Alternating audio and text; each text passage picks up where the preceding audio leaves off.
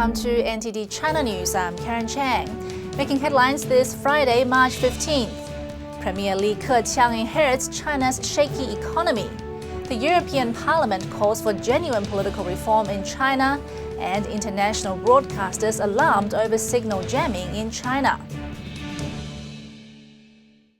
It's official. Li Keqiang has now assumed the role as the head of China's State Council. The new premier follows in the footsteps of Wen Jiabao. As the top man to shape China's economy, Li has his work cut out for him. As expected, Li Keqiang has assumed the position of China's premier on Friday during the 12th National People's Congress. The former vice premier will now have the job of overseeing China's economy through his leadership of the State Council. His predecessor, Wen Jiabao, had 10 years to do the job, and while the economy did expand, Li Keqiang inherits a shaky legacy. Property prices keep stubbornly climbing, and the gap between the rich and poor continues to expand. I think China now is facing a tough situation domestically and internationally. Domestically, we are still facing many problems such as property, medical, pension, and economic transition. As for overseas affairs, we have the Diaoyu Island dispute, the North Korea issue, and pressure from the U.S. that all need to be resolved soon. Can the new leadership solve these problems? Observers have been looking for signs of reform since before the leadership transition began last November. During this current National People's Congress, delegates have looked at ways to fight corruption, boost the economy, and clean up the environment. But with the Communist Party preoccupied with maintaining its absolute hold on power, analysts hold little hope for real change. If it really wanted to fix corruption, the whole system needs to change, but the regime won't operate on itself. The so-called anti-corruption measure won't work because of the internal interest groups. So what they're saying now is only a delay tactic. Li Keqiang is scheduled to speak to reporters for the first time as premier when the rubber stamp Congress concludes this Sunday. As the new generation of Chinese leaders take shape, the European Parliament has a message for the changes they hope to see from the new leadership. China must match its economic development with real political reforms, members of the European Parliament stressed through a resolution adopted on Thursday. It's my task as a rapporteur to give voice to the dreams of the Chinese citizens.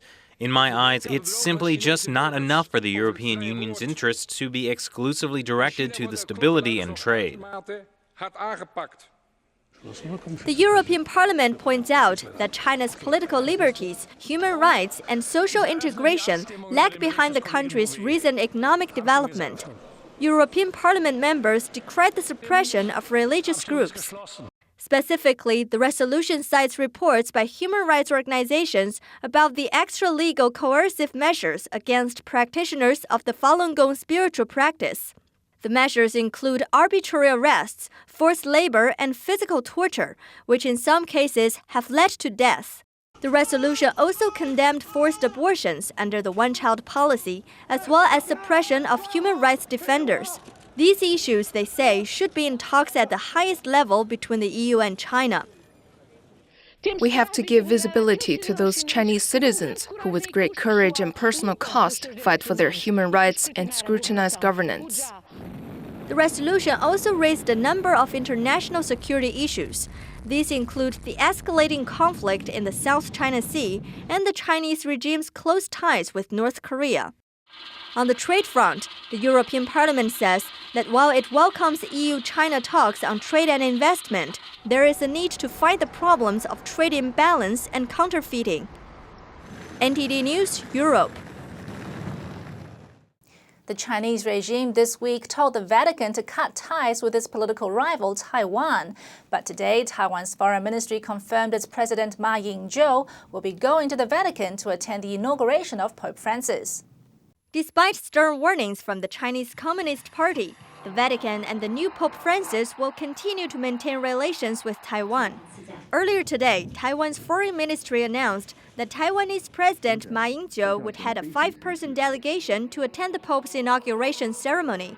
Pope Francis will officially assume the papacy on March 19th.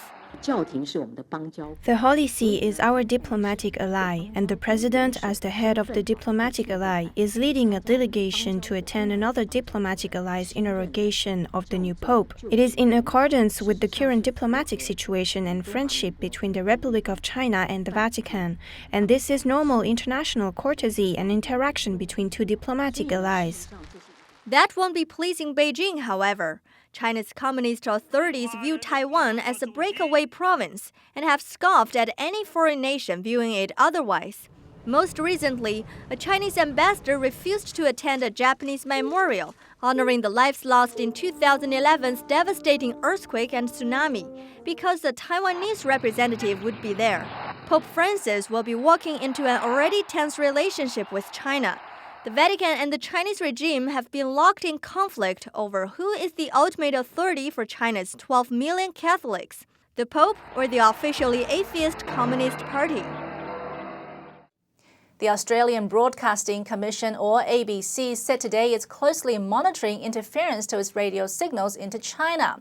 It follows a statement by the Association for International Broadcasting last week that worldwide broadcasts into China were being, quote, deliberately interfered with by the jamming of a number of frequencies. This included programs from Australia's ABC, the UK's BBC World Services, and Voice of America in the US.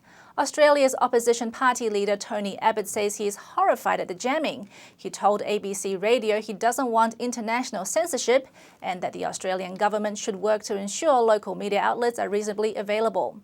China's communist regime maintains a heavy control on the media and actively blocks overseas-based broadcasters. In 2008, European satellite company Eutelsat terminated its contract with NTD to broadcast out programs into mainland China. Reporters Without Borders later discovered that Eutelsat's CEO made the decision after pressure from Chinese authorities. The new wave of jamming reports come as the Chinese regime is aggressively expanding its state-run media overseas, which Australia's Sydney Morning Herald newspaper said carried, quote, little more than official propaganda. And still ahead on NTD China News, an expert warns against a new virus on the 10-year anniversary of the SARS epidemic. A Uyghur man is arrested over last week's Xinjiang knife stabbings, and how China's demand for ivory is hurting elephant populations in Africa.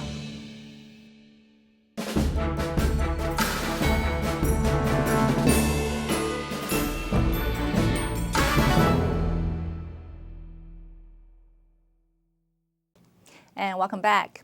It's been 10 years since the SARS epidemic erupted into public consciousness. The disease killed at least 700 people and infected thousands of others. It seems like the anniversary is being marked by yet another potentially deadly disease. 10 years ago, SARS became known to the world. 8,000 people in 24 countries were infected, with an official death toll of 774. Now a new virus is beginning to spread, and this Hong Kong researcher has been called in to help contain it. Yuan Keqiang was one of the first to identify the SARS coronavirus back in 2003. As have been demonstrated in the case of SARS, the virus actually mutates very rapidly. Within actually a few months, the virus changed very rapidly and can adapt to very different situations in terms of animal host and in terms of transmissibility. So I think it is very important that we should be vigilant, but not worrying or panicking. That is not going to help. The new virus is called novel coronavirus. So far, it's killed 9 out of 15 people infected. Cases have already been recorded in the UK and parts of the Middle East. And as with SARS, the concern is that in a modern world connected by international travel and business, it could spread fast. Professor Keqiang goes through samples of the virus. It comes from the same family as SARS and the common cold. In Hong Kong, the terror of SARS is still fresh in people's memory. It killed 299 people, schools were suspended, and the virus even triggered evacuations. Food safety has long been a big issue for many in mainland China. The latest scandal involves pork meat and how it makes its way to the black market. These concerns were highlighted after the recent massive dumping of pig bodies in the major Shanghai River. Earlier this week, a spotlight was shone on the illegal pork trade in China after some 6,000 dead pigs were dumped into a river in the eastern province of Xinjiang. The Huangpu River flows from Jiangxi to Shanghai, and there were concerns of a swine epidemic breaking out. A pig farm in Jiaxing City has confessed to the dumping, which has seen a spike this year after authorities clamped down on the illegal sale of diseased pork. It's not rare for Chinese farmers to sell diseased pigs to underground traders, who then sell the pigs to processing plants and consumers. The Christian Science Monitor reports that on Wednesday, 46 men were taken in by police after they sold meat from sick pigs in Winling, about 200 miles south of Jiaxing. Earlier this year, police in Keqiang province announced a clampdown on the sale of diseased pork, but now it seems that pig dumping has increased as a result. Pork is a staple food in China, which is home to nearly half the world's pigs. One retired veterinarian, Lin Rongshun, told the Christian Science Monitor he estimates that 750,000 pigs die of disease every year in the town of Jiaxing. An ethnic Uyghur man has been arrested for a knife attack in China's Xinjiang autonomous region. Last Tuesday, state-run media reported 5 people were killed and 7 others injured. Reportedly, the man attacked his victims with a knife. The motive of the attack is unclear. History of tension between Han Chinese and ethnic Uyghurs has raised questions if the attack was racially motivated. 4 of the victims were Han Chinese and 1 victim was a Uyghur. Chinese media claims the man had a gambling problem and the outburst was a result of a family conflict. Ivory has been a highly prized material in China for making everything from chopsticks to deities. The ivory trade is no longer legal in China, but that hasn't stopped illegal ivory from coming into the country. And this is fueling a poaching trade in Africa that's threatening the survival of elephants there. The Convention on International Trade in Endangered Species, or CITES, finished a 2-week meeting in Bangkok on Thursday. One major item on the agenda was ivory, or elephant teeth. The demand for ivory from Asian countries, especially China, has fueled a poaching crisis of African elephants. Over the past century, it is estimated that 9 out of 10 elephants have died.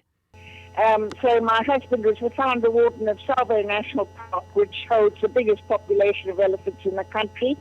At one time stood at 45,000. It's now down to about 10,000. In fact, if this rate continues, wild African elephants would be wiped out in less than 25 years. China's demand for ivory is a major factor in elephant poaching, and part of that demand could be due to ignorance. According to a 2011 study by the International Fund for Animal Welfare, many Chinese don't know how ivory is obtained. About 70% of the Chinese don't know that the elephants have to die for them to get ivory. One of the misconceptions is that elephant tusks fall out naturally, like deer shed their antlers.